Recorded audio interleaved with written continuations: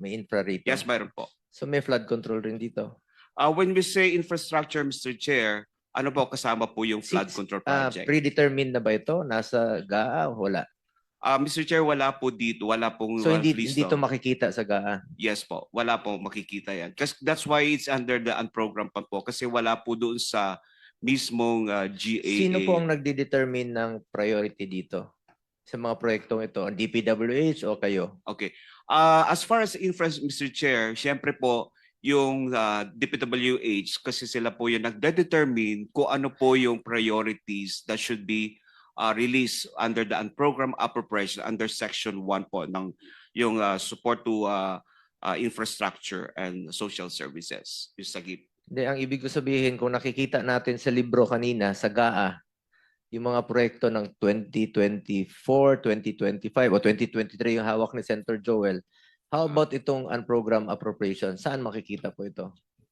Wala pong makikita mismo po doon sa unprogram natin. It will only be determined po once the request to the DBM, we call it this, when they submit the special budget request, nandun na po yung priority, what should be their priority. So hindi po ito nakikita ng publiko?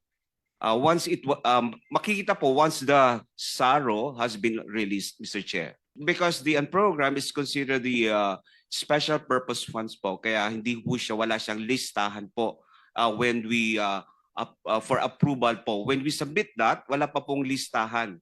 It could only be determined that when we already released during the implementation period. So last question, sino nga po ang nagdi-determine? The agency, Mr. Chair. Agency. Yes, Mr. Chair. So, magkano na pong na-release sa 2025? Okay, I have it here. As of now, Mr. Chair, for the purpose of the flood control, mayroon na po tayo 9.47 billion pesos, Mr. Chair.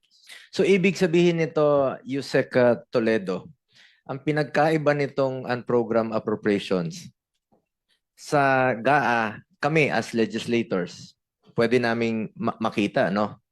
Pwede naming ma-review during budget deliberation. While itong unprogrammed appropriations, as legislator, hindi na namin to ma-review. Tapos na po, ibig sabihin na purely prerogative po ito ng executive. Mr. Chair, yung listahan po, yes, we don't have that list, but the purpose is nandun po siya, yung section 1 of the unprogrammed appropriation.